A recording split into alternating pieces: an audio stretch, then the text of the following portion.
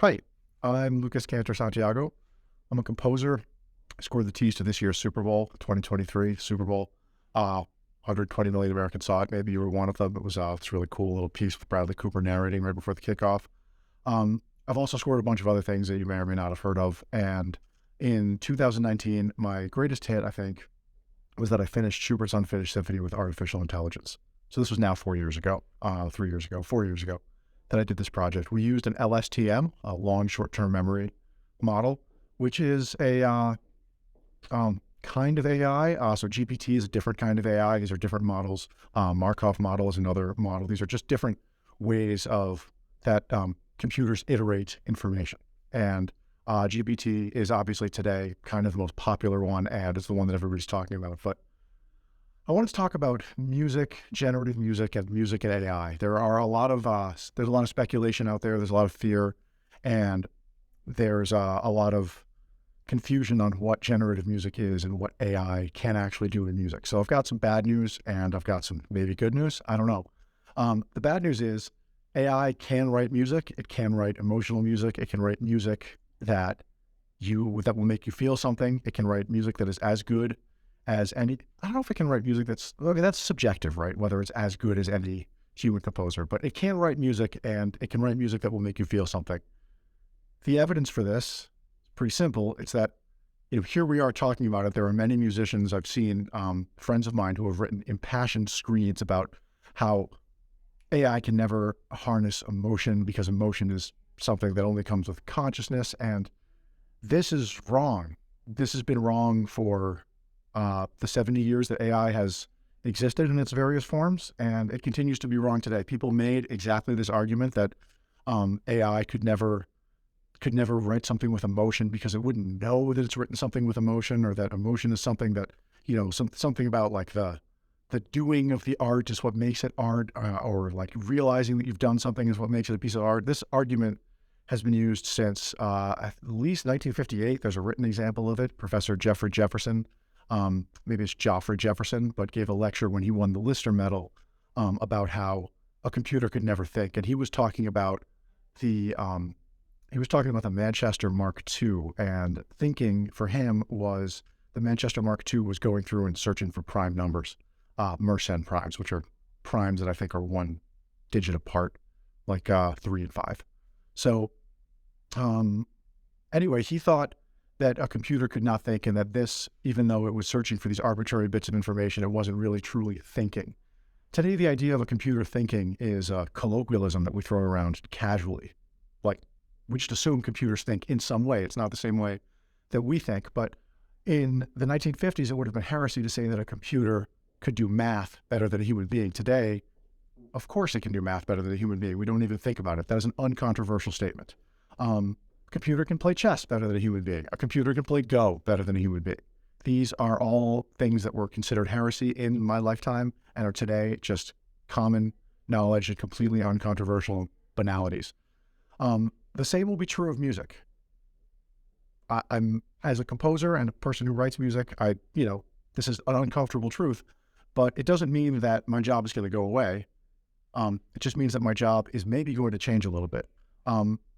In the 1920s, something came around that changed music forever, and that was the proliferation of recording and recorded music, and the sort of invention of record companies. It was a tech boom, the same way that Spotify, et cetera, have created a boom in the record industry and a complete disruption in the record industry in the last 15 years.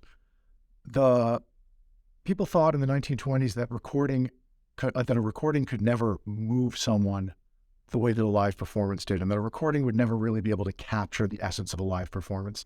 And they thought that a recording just couldn't get to the level that seeing an artist live could get to, and it just, people wouldn't enjoy it, and it would be a bastardization of the art form. And all of those things were kind of true. I mean, we still would rather see, maybe not rather, but we would also want to see an artist live if we like the artist's recordings. I think I would anyway. But it's not true to say that a recording is not a legitimate and amazing form of music. I mean, there are albums that bring me to this day to tears. There are recordings that bring me to tears. The other thing that recording did is it completely changed the history of music. And there was no way for us to predict what the ability to hear ourselves play music was going to do to us. There's just no way to predict that because it was unprecedented in human history. So jazz, for example, is an art form that I practice, and it is an art form that you learn by listening to recordings. This was not, you couldn't dissect someone's improvisation before we were able to record those improvisations. Now you can, and so people can learn jazz, and the art form has evolved to immense, almost immeasurable complexity as a result of the fact that we can listen to ourselves over and over and over again and dissect the products of inspiration, really. We have an inspiration, and we do an improvisation, and we can go back and think about and dissect in great detail what we were thinking subconsciously as we were doing this, or at least what our hands were doing as we were having these thoughts.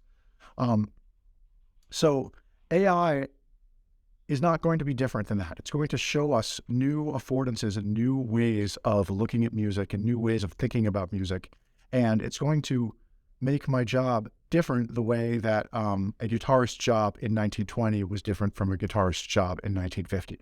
It's not going to end music. It's not going to end all composers. There's not going to be a situation in which anyone wants to listen to AI music rather than, you know what? I'll take that back. There might be a situation where you would rather use AI music than human music because it will be less expensive. But that's also just going to change what expensive sounds like. Today, you can make a trailer track, as I do, that sounds huge and epic with orchestral layers and synth layers and drum layers and, all kinds of different stuff. And it sounds huge and it sounds expensive and it sounds big. I can make one of those. But when I made them 10 years ago, they sounded fancier than they do today. And it's because the samples are better. And back when I was making them in 2013, you needed a lot of different gear and a lot of different skills to make those kinds of tracks. And today, anyone can have that equipment. And so that kind of big theatrical thing doesn't really sound expensive anymore. What sounds expensive now is live recorded instruments, great solos, really great production that's done at the highest level that has to be done in finely tuned rooms by finely educated experts. And what makes something sound expensive and what makes it sound good today is really talented human beings have worked on it. It's passed through the hands of a lot of different artists and musicians. I call everybody in the chain of music making a musician, because if you're a mixer and you stand behind a desk and mix, you're a musician. You're just playing an instrument that didn't exist a couple hundred years ago. But it's no different than what I do. You're taking sounds, manipulating them, and trying to make them sound better. So AI is going to be just another tool in our arsenal. And I encourage you to use it if you're a musician, and I encourage you not to be afraid of it if you're not a musician. It will be able to make, at scale, fast, okay music. The kind of music that might be in the background of a YouTube video or an Instagram video that is just kind of beats, like a delivery mechanism for bass and drums that's just trying to propel you forward. AI already can do that. There's a company called Ava that does it pretty well. There's a dozen others. It already does that well. The fact that AI can recreate the voice of a pop star is not relevant. It's cool. It's interesting. It's a great technical accomplishment. But what makes that interesting in the minds of the public is the fact that it's associated with the artist, not the fact that AI could do it. So if The Weeknd wasn't famous and wasn't The Weeknd, we wouldn't care if an AI sounded like him.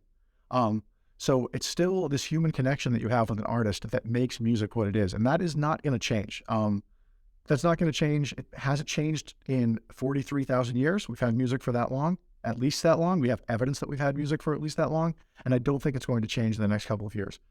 Your particular job as a musician might change, but that has been a constant since at least 1870 when recording was invented. Recording changed the entire face of the music industry several times over. And the thing that I worry about, this is, I guess, the bad news. The good news is it's going to be fine. The bad news is, from a financial perspective, record companies, musicians, unions, and organizations that represent composers and songwriters have pretty consistently missed the ball, or have pretty consistently missed the changes in technology over the last 100 years. They missed the switch from the big disc that cost $15 to make and retailed for $20 to the disc that cost 2 cents to make and retailed for $15. They kind of missed that. They missed the streaming thing, although they're catching up now. But they've never been ahead of new technology, and I am worried that if they don't get ahead of AI, we're going to have a similar crash where the ecosystem of the kind of music that I just mentioned that goes under sports highlights or goes under YouTube videos, like this music actually earns money, and earns money for composers like me. I do some of this kind of stuff, and it earns me a good deal of money. And if that is taken over by an AI, that's a revenue stream that I no longer have, which means that I'm going to have to replace that revenue stream with something else, or I'm not going to, which means I'm not going to have time to do more music. So, this is not going to be a problem for everyone. It's not going to be a huge problem for me. It's not a big part of my revenue, but there are people for whom it is a big part of their revenue. And taking musicians out of the ecosystem is going to hurt, and it's going to change things. And that's what happened when it happened during the recording boom in the 1940s. It happened in the 1920s when people really started recording more, like John Philip Sousa, for example, was a founding member of ASCAP, and he really made the transition from a performing band to a recording band, but he was only able to do that because he was a superstar phenomenon. So this might leave some people behind. AI music might leave some people behind, but now you've seen this video, now you know, and the way to not get left behind is to embrace it, figure out how you can bring your human creativity and your human touch to it, and figure out how you can use it to be more creative and to be a better artist. And it's there to help you do that. That is why it exists. It is not there to replace you, but it could replace you. It's possible, I guess. Depends on what you do. I don't think it's going to replace me. Maybe this video will stand as a testament of my stupidity, but I highly doubt it. Okay, I'm going to probably do more videos like this. If you like them, let me know, and I will. Thanks. Bye.